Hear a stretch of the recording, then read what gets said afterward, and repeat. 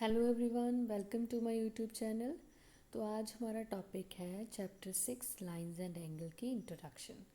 तो इंट्रोडक्शन में देखो, मैंने आपको कुछ जो टॉपिक इसमें करवाने वो आपने अपनी प्रीवियस क्लासेस में भी किए हुए हैं, तो उसको थोड़ा सा थॉरली मैं आपको एक बार रिवाइज करवा देती हूँ। ठीक है, सबसे पहले तो मैं आपको ये बताऊँगी कि पॉइंट क्या होता है। आपने किया हुआ होगा लास्ट क्लासेस में अपनी जो पॉइंट, देखो जैसे मैंने ये एक डॉट लगा दिया, इसको हम पॉइंट कहेंगे। ठीक है, इसका कोई नेम भी दे देते हैं, से एस, मैंने इसका नाम दे दिया एस पॉइंट। अब पॉइंट क्या होता है, इसकी एग्जैक्ट लोकेशन होती है। तो आपने ये याद रखना है, पॉइंट की एग्जैक्ट लोकेशन होती है, राइट। तो इसको हम पॉइंट कह देंगे। उसके बाद आपके पास आता है कि आप लाइन किसको कहते हो। लाइन वो होती है जिसको हम दोनों साइड से जितना मर्जी एक्सटेंड कर सकते हैं। ठीक है, ना हमें पता चलता है कि वो कहाँ से स्टार्ट होती है, ना हमें पता चलता है वो कहाँ से एंड होती है, मतलब इसकी कोई डेफिनेट लेंथ भी नहीं होती। अब अगर लाइन है तो लाइन सेगमेंट क्या होता है, देखो जो लाइन है उसके एंड पॉइंट्स नहीं होते। एंड पॉइंट्स तभी होंगे जब मुझे पता होगा कि वो कहाँ से स्टार्ट हो रही है और कहाँ से ख़त्म हो रही है, तो उसको तो हम जितना मर्जी एंडलेसली एक्सटेंड कर सकते हैं, हमने तो ये कहा। तो लाइन सेगमेंट क्या होता है, जिसके एंड पॉइंट्स होते हैं। ये देखो, इसमें डॉट्स लगते हैं, जहाँ पे एरो लगता है वो क्या होता है, एंडलेसली एक्सटेंड होता है। जहाँ डॉट लग रहा है वो एंड पॉइंट्स होते हैं। तो लाइन सेगमेंट होता है जिसके दो एंड पॉइंट्स होते हैं। फिर होती है रे। रे क्या होती है, रे में आपके पास एक तरफ से एंडलेसली एक्सटेंड होता है और एक तरफ होता है एंड पॉइंट। ठीक है, चाहे ये ऐसे लिख दो, चाहे आप इधर से एंडलेसली एक्सटेंड कर दो और इधर से आप एंड पॉइंट बना दो, मतलब एक एंड पॉइंट और एक तरफ से इसको एंडलेसली एक्सटेंड कर सकते हैं। ठीक है, तो उसके बाद हमारे पास आता है कोलिनियर पॉइंट्स। क्या होते हैं कोलिनियर पॉइंट्स? कोलिनियर पॉइंट्स होते हैं कि 3 और मोर देन 3 पॉइंट्स एक लाइन के ऊपर, कम से कम 3 होने चाहिए। ठीक है, 3 और 3 से ज़्यादा पॉइंट्स जो एक ही लाइन के ऊपर आते हैं, ठीक है, उन पॉइंट्स को हम कोलिनियर कहते हैं। 3 या 3 से ज़्यादा भी हो सकते हैं जो एक ही लाइन के ऊपर आते हैं। तो नॉन कोलिनियर कौन से होंगे, जो 3 से ज़्यादा पॉइंट्स एक लाइन के ऊपर नहीं आते। नॉन कोलिनियर जैसे कि मैंने कुछ इस तरह से फिगर बना दी, मैंने 2 पॉइंट यहाँ पे ले लिए, एक पॉइंट मैंने इधर ले लिया, तो ये कौन से हो गए, नॉन कोलिनियर हो गए ना। ये एक लाइन के ऊपर नहीं ना आ रहे, तो ये नॉन कोलिनियर पॉइंट्स होंगे। ठीक है, देन उसके बाद आपको टाइप्स ऑफ एंगल्स तो पता ही है। हम स्टार्ट करते थे ज़ीरो एंगल, एक्यूट, ऑब्ट्यूज, ये तो आपको पता ही है, लास्ट क्लासेस में आपने किया हुआ है। ठीक है, देन उसके बाद है कॉम्प्लीमेंट्री एंगल। क्या होता है कॉम्प्लीमेंट्री? कॉम्प्लीमेंट्री एंगल्स होते हैं जिसमें आपके पास दो एंगल्स का सम ऑफ टू एंगल्स, वो क्या होगा, 90 डिग्री। ठीक है, दो एंगल्स का सम लाइक 60 एंड 30 डिग्री मैंने बोल दिया, सम क्या आ रहा है, 90 degree. It means 60 degree and 30 degree are the complementary angles. इसी तरह से होता है सप्लीमेंट्री एंगल्स। सप्लीमेंट्री एंगल्स कौन से होते हैं, जिसमें दो एंगल्स का सम कितना होता है, 180 डिग्री होता है। Like 120 plus 60 degree, this is 180 degree. It means 120 degree and 60 degree are the supplementary angles. ठीक है, तो ये आप लोगों ने प्रीवियस क्लासेस में किया हुआ है, तो इसलिए मैं थोड़ा स्पीड के साथ करवा रही हूँ। नेक्स्ट देखो, एडजस्टेंट एंगल्स क्या होते हैं। First of all you have to clear the word adjacent. Adjacent का मतलब क्या होता है, एडजस्टेंट मीन्स क्लोज। ठीक है, इट मीन्स वो वाले एंगल्स जो आपस में क्या होते हैं, क्लोज होते हैं। तो मैं आपको ये बना के दिखाती हूँ। लाइक मैंने ये दो रेज बनाई, एक रे मैंने और बना दी, इनको रेज कहते हैं, पता ना आपको। यहाँ देखो डॉट है, यहाँ पे डॉट आ रहा है, ठीक है, और यहाँ से एरो, ये रे है, ये डॉट, ये एरो, यहाँ से डॉट, यहाँ से एरो। अब यहाँ पे पास पास वाले एंगल कौन से हैं, ये दो एंगल्स हैं जो आपस में पास हैं। ठीक है, तो इनको हम एडजेसेंट एंगल्स कहेंगे। सपोज मैं यहाँ पे 1 मार्क कर देती हूँ, यहाँ पे मैं 2 मार्क कर देती हूँ। It means angle 1 and angle 2 are the adjacent angles. अब ये हमें कैसे पता चलेगा, ये तो देखने में ही पता चल रहा है। इसकी 3 प्रॉपर्टीज़ होती हैं। फर्स्ट इसकी प्रॉपर्टी क्या होती है एडजेसेंट एंगल की, they have a common vertex. इसका जो वर्टेक्स होता है वो कॉमन होता है, और ये है इसका वर्टेक्स। ये देखो इसी पॉइंट से ही ये तीनों रेज निकल रही हैं, ठीक है, तो कॉमन वर्टेक्स होता है। दूसरा क्या होता है, इसकी एक कॉमन आर्म होती है। क्या होती है, कॉमन आर्म होती है। ये देखो ये कॉमन आ रही है ना, इन दोनों के बीच में आ रही है, तो ये कॉमन आर्म है। एक होती है कॉमन आर्म, राइट। और जो नॉन कॉमन आर्म्स होती हैं, नॉन कॉमन आर्म कौन कौन सी है, ये वाली है और एक ये वाली है। जो नॉन कॉमन आर्म्स हैं, मैं इसको ऐसे ही लिख रही हूँ शॉर्ट फॉर्म में, इसका मतलब है नॉन कॉमन आर्म्स, ठीक है, आपने ऐसे नहीं लिखना। वैसे नॉन कॉमन आर्म्स जो होती हैं, they lie opposite sides of the common arm. Non common common के ऑपोजिट साइड पे लाई करती है। देखो कॉमन ये थी हमारे पास, इसके ऑपोजिट साइड पे ये आ रही है और इसके ऑपोजिट साइड पे ये आ रही है। तो ये तीनों अगर प्रॉपर्टीज अप्लाई होती हैं तो आप उन एंगल्स को क्या बोलते हो, एडजस्टेंट एंगल्स कहते हो, ठीक है। अब इसके बाद आता है लीनियर पेयर। लीनियर पेयर में आपको एडजेसेंट एंगल पहले क्लियर होना चाहिए, फिर लीनियर पेयर पता चलेगा। अब आपको पता है एडजेसेंट एंगल आपने इस तरह से कुछ फिगर बनाई थी, ठीक है, तो ये थी उसमें कॉमन आर्म और ये थी उसमें नॉन कॉमन आर्म, और ये भी क्या थी, नॉन कॉमन आर्म। और लीनियर पेयर में क्या होता है, जो नॉन कॉमन होती है, एक ये वाली और एक ये वाली, ये स्ट्रेट लाइन बन जाती है। ये देखो ये जो लाइन है ना, ये यहाँ आ जाएगी।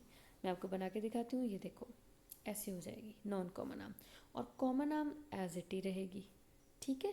तो ये जो दो एंगल्स हैं इनका सम होगा इसमें 180 डिग्री। जैसे कि मैं 1 और 2 लिखती हूँ, इट मीन्स मैं लिखूँगी angle 1 plus angle 2 equals to 180 degree, और ये हमारा रीज़न होगा लीनियर पेयर। और आपने कंफ्यूज नहीं होना, सप्लीमेंट्री एंगल्स में भी दो एंगल्स का सम 180 डिग्री होता है, लीनियर पेयर में भी एंगल्स का सम 180 डिग्री होता है, angle on a straight line भी एंगल्स का सम 180 डिग्री होता है, तो कंफ्यूज नहीं होना।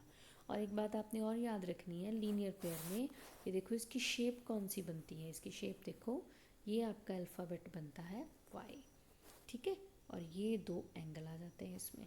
तो इसमें आपने अल्फ़ाबेट भी अपना याद रखना है, कौन सा अल्फ़ाबेट बनता है इसमें, कैपिटल वाई, ओके। तो कैपिटल वाई के साथ हमारा लीनियर पेयर जो है वो देखना हमें ज़्यादा ईजी रहता है। देन उसके बाद आता है vertically opposite angles. Vertically opposite angle का साइन होता है क्रॉस, या आप कैपिटल एक्स याद रख सकते हो, ठीक है। इसमें ये वाला एंगल किसके इक्वल होगा, इसका ऑपोजिट देखना है, इसके इक्वल होगा, इसका ऑपोजिट, क्योंकि ये एंगल और ये एंगल ये तो इनके एडजस्टेंट है। अब ये एंगल किसके इक्वल होगा, इसके इक्वल होगा। यहाँ मैं 1 लिख देती हूँ, 1 किसके इक्वल हुआ, इधर 2 के इक्वल हुआ। यहाँ मैंने 3 लिख दिया, यहाँ मैं 4 लिख देती हूँ। इट मीन्स एंगल 1 किसके इक्वल है, एंगल 2 के, और एंगल 3 किसके इक्वल है, एंगल 4 के, और इसका रीज़न होगा वर्टिकली ऑपोजिट एंगल, और इसका सिंबल है कैपिटल एक्स, ठीक है जी। देन उसके बाद हम करते हैं इंटरसेक्टिंग लाइंस कौन सी होती हैं। अब देखो इंटरसेक्टिंग नाम से ही क्लियर है, जो लाइंस आपस में एक दूसरे को क्या कर देती हैं, इंटरसेक्ट कर जाती हैं, कट करती हैं किसी ना किसी पॉइंट पे, ठीक है। ये देखो जैसे कि इस पॉइंट पे कट कर रही हैं, और जो इंटरसेक्ट नहीं करती वो नॉन इंटरसेक्टिंग लाइंस होंगी, ठीक है। तो उसके बाद नेक्स्ट है हमारे पास पैरेलल लाइंस कौन सी होती हैं। पैरेलल लाइंस काफ़ी बच्चों को नहीं याद रहता, प्लीज़ इसको याद रखिएगा आप अच्छे से। पैरेलल लाइंस वो लाइंस होती हैं जो आपस में कभी भी मीट नहीं करती, और जिनके बीच का जो डिस्टेंस है इट ऑलवेज बी सेम, ठीक है। तो ये लाइंस जो हैं ये पैरेलल है। देखो यहाँ से डिस्टेंस हो गया, या आप यहाँ से डिस्टेंस देख लो, सेम है, तो एल और एम इसका नेम दे देते हैं, एल एम पैरेलल है। और लिखना कैसे इसको, L is parallel to M. Parallel का सिंबल क्या है, जैसे आप 11 लिखते हो, ठीक है। तो ये कभी भी आपस में मिलती नहीं है। और जो नॉन पैरेलल लाइंस होंगी उनकी शेप कैसे जा सकती है, देखो कुछ इस तरह से। देखो इनका डिस्टेंस सेम नहीं है ना, यहाँ पे डिस्टेंस कम है, यहाँ पे डिस्टेंस ज़्यादा है, तो ये कौन सी लाइंस होगी हमारे पास, नॉन पैरेलल लाइंस होगी, ठीक है। और नॉन पैरेलल लाइंस जो हैं वो कहीं ना कहीं आपस में मिल जाती हैं, और इनके बीच का डिस्टेंस जो है वो कभी भी सेम नहीं होता। देन उसके बाद अब हम करेंगे ट्रांसवर्सल लाइंस। ट्रांसवर्सल लाइंस कौन सी होती हैं, वो लाइन जो दो या दो से ज़्यादा लाइंस को डिस्टिंक्ट पॉइंट्स पे कट करती है। सपोज़ मैंने दो लाइंस यहाँ पे ड्रॉ कर दी, ठीक है, इनके नेम्स भी दे दिए, एक का एल और एक का एम नेम दे दिया।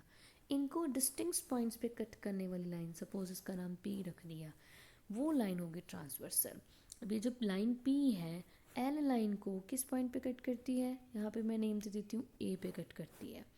और यही पी लाइन एम लाइन को किस पॉइंट पे कट करती है, सपोज बी पे कट करती है। अलग अलग पॉइंट्स पे कट कर रही है ना, तो it means line P is a transversal to line L and M. ठीक है, अब ये दो लाइंस को कट कर रही है, ये तीन को भी कट कर सकती है, तो ये ट्रांसवर्सल लाइंस होती है। अब देखो अगर ये दो लाइंस को कट करती तो इसमें कितने एंगल्स बन जाते हैं, देखो दो एंगल ये बन गए, दो ये बन गए 4, दो ये बन गए 6 और दो ये बन गए, मतलब टोटल 8 बन गए अगर ये दो लाइंस को कट करती हैं तो।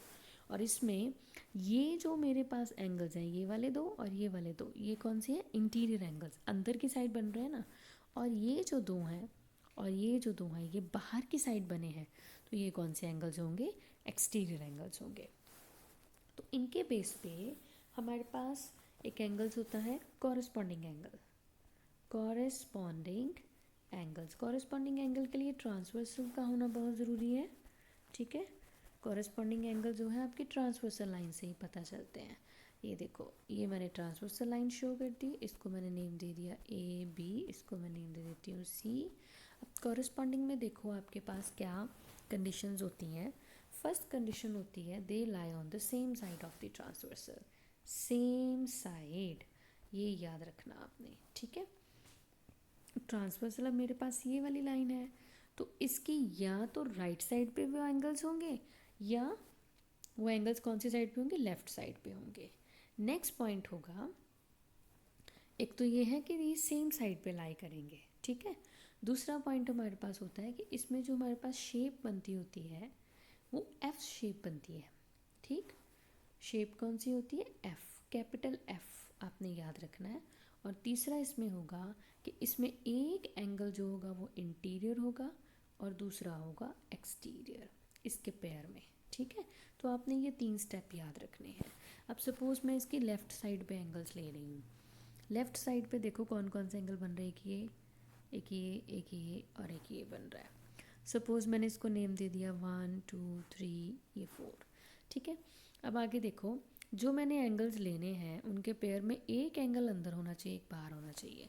अब ये देखो 2 अंदर है और 4 बाहर है, और शेप एफ बन रही है ना, ये देखो ऐसे बन रही है एफ, देखो ऐसे एफ बन रहा है, 2 यहाँ पे है, 4 यहाँ पे है और सेम साइड भी आ रही है। It means angle 2 and angle 4 they are the corresponding angles. Same आप 1 और 3 के लिए भी देखो।